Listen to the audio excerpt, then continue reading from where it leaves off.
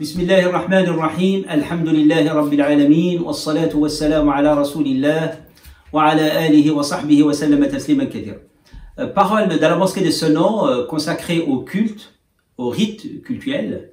Aujourd'hui, on va aborder la prière du voyageur, Salatu al-Musafir. Le rite du temps et du nombre de rak'at, des unités de prière, va être réduit. La preuve, encore une fois, que la pratique de l'islam et du culte en particulier est souple et facile et simple. Je vous rappelle ces versets de principe de la sourate 2, verset 183. Dieu veut nous faciliter la pratique, veut la simplifier. Et dans le verset 78 de la sourate 22, il n'y a aucune gêne dans la pratique de la religion. Dans la sourate 4, verset 28,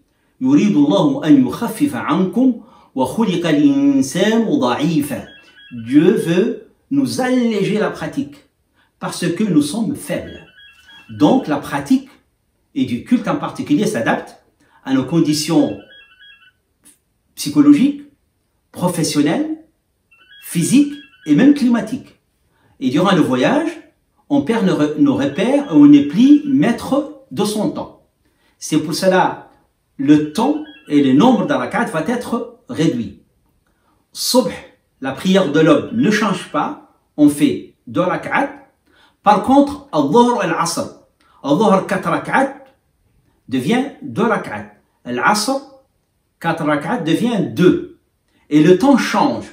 On regroupe les prières de dhuhr et de l'asr à l'heure de dhuhr ou à l'heure de l'asr. Concrètement, on fait dhuhr 2 rak'at et on dit salam alaikum et juste après on fait l'asr 2 rak'at. Ou bien on reporte dhuhr à l'heure de l'asr, on commence à faire dhuhr 2 rak'at, salam alaikum, et on commence l'asr 2 rak'at, salam alaikum. Les prières du soir, al-maghrib ne change pas, reste 3 rak'at. Par contre, son temps, on peut reporter le maghrib et le faire avec l'isha. Et l'isha, au lieu de 4 rak'at, on fait 2. Donc, pratiquement, à l'heure de maghrib, on fait 3 rak'at, salam alaikum, et on commence l'isha 2 rak'at, ou bien on reporte le maghrib à l'heure de l'isha, on fait le maghrib 3 rak'at, et l'isha 2 rak'at. Alors, le trajet, pour être considéré comme un voyage, il faut que la distance soit de 80 ou plus. Au moins de 80 km, on n'est plus considéré en état de voyage. Le séjour, pareil.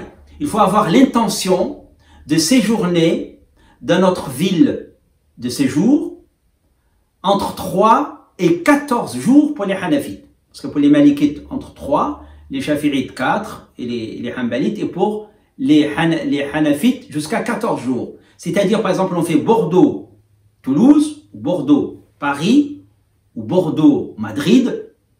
D'accord? Il faut avoir l'intention de rester entre 3 et 14 jours. Pendant ces 14 jours, on fait la prière du voyageur.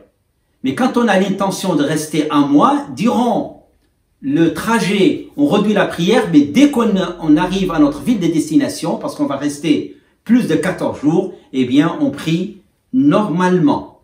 On a aussi la possibilité, durant le trajet, en avion, en train, en bateau, en tram, dans les métros, de prier assis.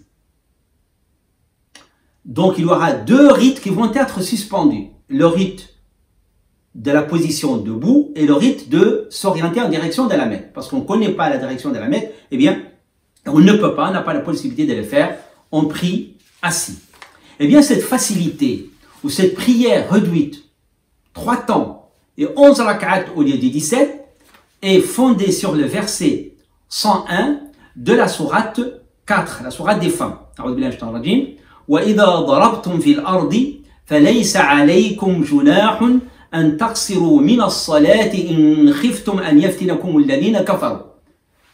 En voyage, nous dit Dieu, il vous est permis de rendre l'office de réduire l'office de la prière s'il y a peur de l'ennemi mécréant. Donc c'était à l'époque en temps de guerre, mais aussi en temps de paix. On a posé la question à Omar, mais là qu'on est en temps de paix, est-ce qu'on continue à prier la prière des voyageurs? Et Omar ibn Khattab de dire, c'est un cadeau de Dieu, acceptez-le.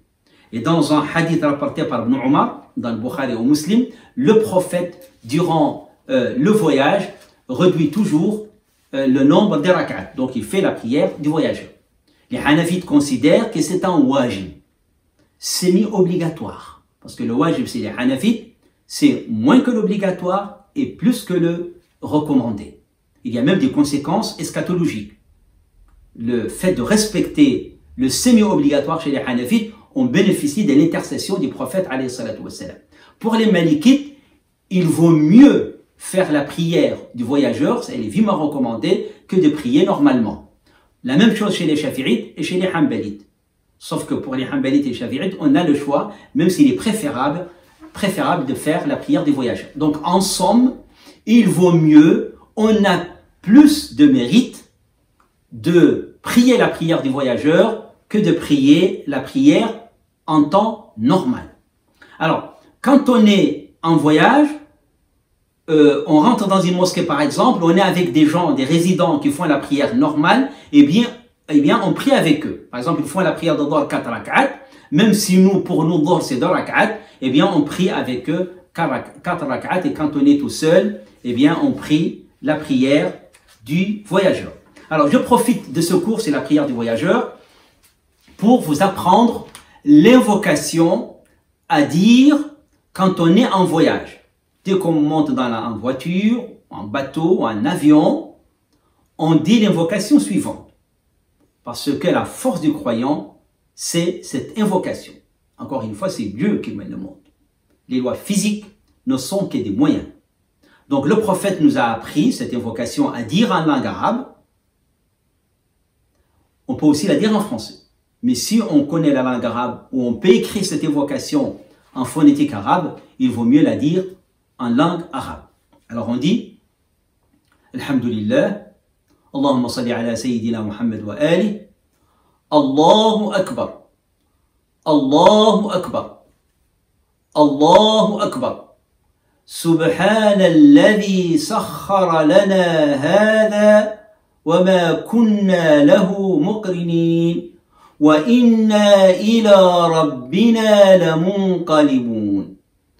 اللهم إنا نسألك في سفرنا هذا البر والتقوى ومن العمل ما ترضى اللهم هون علينا سفرنا هذا واطو عنا بعده اللهم إنا نعوذ بك من وعثاء السفر وكآبة المنظر وسوء المنقلب في الأهل والمال والولد أنت الصاحب في السفر والخليفة في الأهل والمال والولد والحمد لله والصلاة والسلام على رسول الله. Et quand au retour, on dit آئبون تائبون عابدون لربنا Hamidoun. Eh bien, je donne la traduction en français. Donc, on peut dire aussi en français. On dit donc Allahumma salli ala Sayyidina Muhammad. La prière, c'est le prophète. Allahu Akbar. Allahu Akbar. Allahu Akbar. Gloire à celui qui nous a soumis tout cela alors que nous n'étions pas capables. Et c'est vers notre Seigneur que nous retournons. Dieu, nous te demandons de nous accorder durant ce voyage la bonté pieuse, une conscience éveillée par ta présence, ainsi que tout acte qui te satisfait. Dieu, facilite-nous ce voyage et réduis sa distance. Je cherche où nous cherchons protection auprès de toi contre la fatigue du voyage et contre toute vue source de chagrin et contre tout malheur qui toucherait nos familles et nos biens. Tu es notre compagnon de voyage et le protecteur de notre famille et de nos biens. Au retour du voyage, on dit nous voilà de retour, repentis, dévoués et reconnaissants envers notre Seigneur. C'est une sunna des prophètes aussi, avant de voyager, si c'est possible, de faire 2 rak'at et au retour de faire aussi 2 rak'at. Walhamdulillah, wassalatu wassalamu ala rasulillah.